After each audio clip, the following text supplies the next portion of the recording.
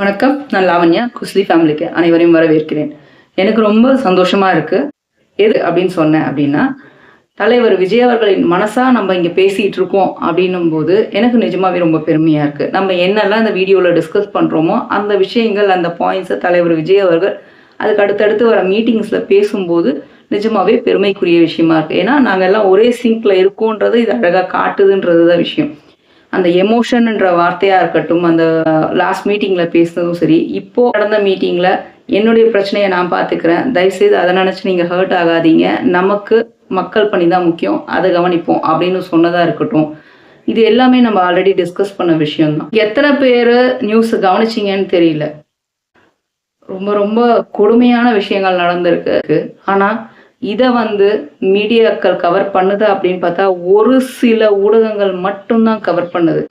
தலைவர் விஜய் அவர்களுடைய பர்சனல் வாழ்க்கையை எடுத்து பேசுறது மட்டும்தான் குறிக்கோளா வச்சுட்டு, மற்ற ஊடகங்கள் முக்கியமான சில பழைய ஊடகங்களாக கருதப்படுகிற பெரிய ஊடகமும் கூட புரிஞ்சிருக்கும்னு நினைக்கிறேன்.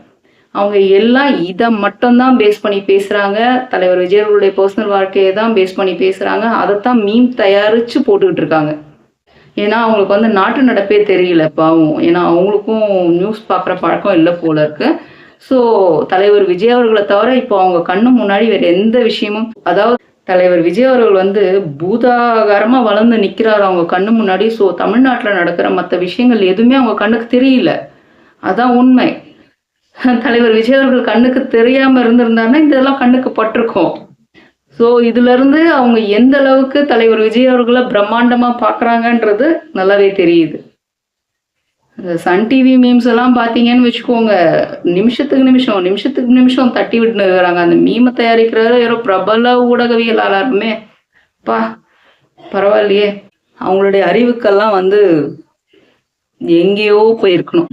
இன்னும் சன் டிவிக்குள்ளேயே இருக்காங்களேன்னு ரொம்ப கவலையா இருக்கு.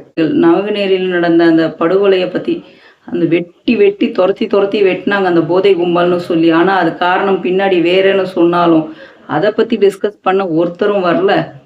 அடுத்து மானாமதுரையில ஒரு பையனை அரெஸ்ட் பண்ணி கொண்டு போயிருக்காங்க. அவனுக்கு வழக்கு, அதாவது சந்தேகப்பட்டு கூட்டு போயிருக்காங்க.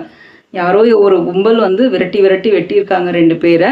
அதுல இவன் பேர்ல சந்தேகப்பட்டு இவனை கூட்டிட்டு போகும்போது என்ன நடந்திருக்கு, இவர் பிரிட்ஜில் இருந்து தப்பிச்சு குதிச்சதா சொல்றாங்க. அதனால கால் உடைஞ்சதா சொல்றாங்க.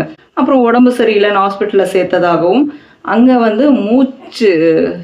மூச்சு திணறி இறந்ததாக இதுதான் இப்போதைக்கான இன்ஃபர்மேஷன். ஆனா அந்த பிள்ளை ரகசியமா அவங்க அம்மா கிட்ட சொன்னது என்னன்னா, கால் பிரிட்ஜில் இருந்து கீழே குதிச்சு நான் கீழே குதிச்சு உடையல, என் காலுக்கு கீழையும் மேலேயும் கல்லை வச்சு உடைச்சாங்க அப்படின்னு அவங்க அம்மா கிட்ட சொன்னதை அந்த அப்பா கதறாரு வீடியோல.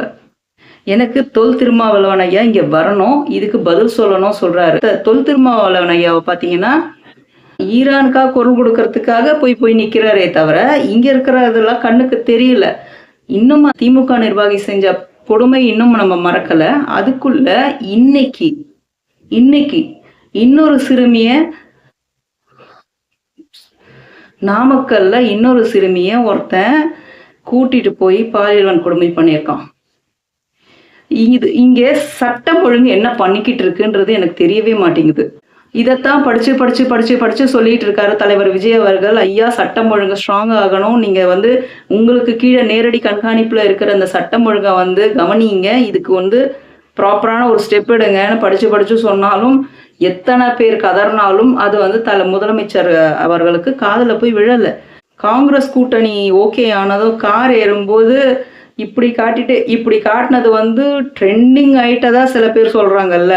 அந்த எங்கெல்லாம் ட்ரெண்ட் ஆச்சுன்னு தெரியல. அதை முதலமைச்சர் ஸ்டாலின் ஐயா அவர்கள் மீம் பார்த்து இது ட்ரெண்டா இருக்குன்னு தெரிஞ்சுக்கிட்டாராமா. அதே முதலமைச்சர் ஸ்டாலின் அவர்கள் மீம்ஸ் பார்க்கும்போது இந்த விஷயங்கள் கண்ணுக்கு படலையான்னு எனக்கு தெரியல. இவ்வளோ வருஷமா நாங்கள் ஆண்டுகிட்டு இருக்கோம், எங்களாலேயே ஒன்றும் பண்ண முடியல, அவர் என்னத்தை பண்ண போறாரு அப்படின்னு கேட்குற அவங்களுக்கு நான் கேட்குற கேள்வி இதுதான். அவர் கேட்ட கேள்விகளுக்கு இன்னும் அவங்க பதில் சொல்லவே இல்லை. நான் ஊழல் இல்லா ஆட்சியை அமைப்பேன், ஊழல் இல்லாமல் என்னுடைய ஆட்சியில் ஊழல் இருக்காதுன்னு சொன்னார். இப்போ வரைக்கும் திமுகவும் சரி அதிமுகவும் சரி நாங்களும் ஊழல் இல்லாத ஆட்சி தான் பண்ணிட்டு இருக்கோம். எங்களுக்குள்ளேயும் ஊழல் செய்கிறவங்க கிடையாது, இருந்தால் நாங்கள் சட்டப்படி நடவடிக்கை எடுப்போம். ஏன் இது வரைக்கும் சொல்லலை? அந்த சொல்ல தைரியம் யார் ஒருத்தருக்காவது இருக்கா? திருப்பி கேள்வியை மாற்றி விடுறதுல தான் இருக்காங்க. ஏன் இப்போ இதுக்கு பதில் சொல்ல முடியாமல் தான் இந்த விஷயத்தை அவருடைய பர்சனல் விஷயத்தை பிடிச்சி தொங்கிட்டு இருக்காங்க. இந்த பர்சனல் விஷயத்த கடைசி வரைக்கும் விட மாட்டாங்க. நான் வேணா சொல்கிறேன், எழுதி வச்சுக்கோங்க. இந்த எலெக்ஷன் ஸ்டார்ட் ஆகிற வரைக்கும் கூட, எலெக்ஷன் ஸ்டார்ட் ஆகிற வரைக்கும் இந்த விஷயத்த ஒரு நூலா இவ்வளோ பெரிய விஷயத்த ஒரு நூலாக பிரிப்பாங்க.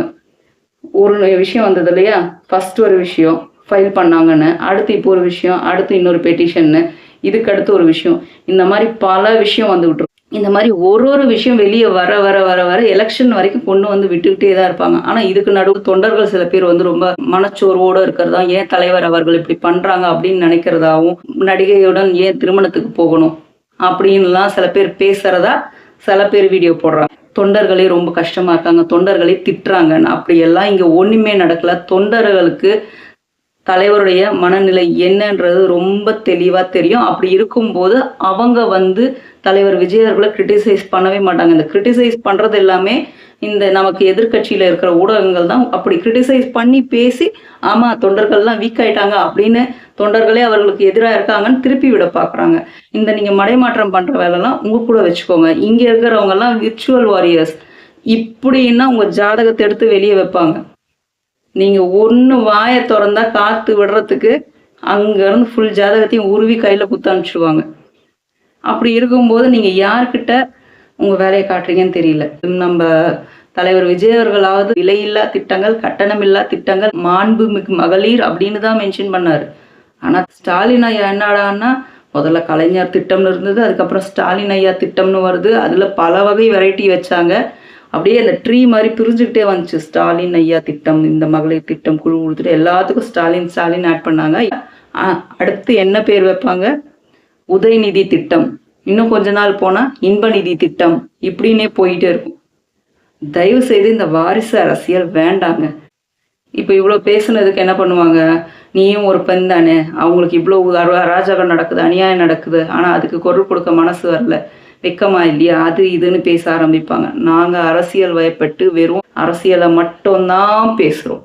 எங்களுக்கு இந்த பர்சனல் விஷயம் வேண்டாம். என்ன நடக்குது, ஏது நடக்குது 4 செவத்துக்குள்ளன்றது தெரியாமல் அதை போட்டு வாயில் மெல்றதுக்கு நாங்கள் ஆளு கிடையாது. தமிழக வெற்றி கழகத்தில் இருக்கிற தொண்டர்களும் சரி, யாருமே சரி அதுக்கான ஆட்கள் கிடையாது. இந்த வெறும் வாயில் அவள் போட்டு மெல்றதெல்லாம் சில எச்ச ஊடகங்கள் வந்து பார்த்தீங்களா, சில பேர் தன்னை பெரிய பேச்சாளர்னு நினச்சிக்கிட்டு இந்த கட்சியிலேருந்து உட்காந்து அதை ரெப்ரசன்ட் பண்ணி உட்காந்து அந்த ரெப்ரசன்ட் பண்ணிட்டு அவங்க கட்சியாக பேசுறதா சொல்லிட்டு கடைசி வரைக்கும் தமிழக வெற்றி கழக தலைவர் விஜய் அவர்களையே போட்டு அவெல்லாம் மென்னிட்டு இருக்காங்கல்ல, அவனுங்களுக்கு சொல்லிட்டு இருக்கேன், அவர்களுக்கு சொல்லிட்டு இருக்கேன். அவங்களுக்கு தான் இந்த தேவை, எங்களுக்கு வந்து இந்த அவசியமே இல்லை. நாங்கள் அரசியல் வயப்பட்டு பல நாள் ஆகுது. வீட்டுக்குள்ளே இருக்கிற வரைக்கும் தான் வீட்டோட பர்சனல். வீட்டை தாண்டி வெளியே வந்தப்புறம் நாங்கள் வேலையை பார்க்குறோம், அரசியலை பார்க்குறோம். அரசியல்லேருந்து திருப்பி வீட்டுக்குள்ளே வந்தால் வீட்டு வேலையை நாங்கள் பார்த்துக்குறோம். அதே போல தான் தலைவர் விஜய் அவர்களுக்கும், அதே தான் மற்றவங்களுக்கும். அது அவங்களுக்கு புரியலை. அவங்கள பொறுத்த வரைக்கும் என்ன தெரியுமா, இந்த எலெக்ஷன் முடிகிற வரைக்கும் தமிழக வெற்றி கழக தலைவரை எவ்வளவு கீழ்த்தரமாக கீழே போட்டு மிதிக்கணுமோ பார்க்கணும். அதுதான் ட்ரை பண்ணுறாங்க. நீங்கள் என்ன வேணால் ட்ரை பண்ணுங்கள், அவங்களுக்கு முன்னாடி நாங்கள் கோடானு கோடி பேர் நிற்கிறோம். என்ன பண்ணுவீங்களோ பண்ணுங்க, பார்த்துக்கலாம். மேலும் பேசுவோம். நன்றி, வணக்கம்.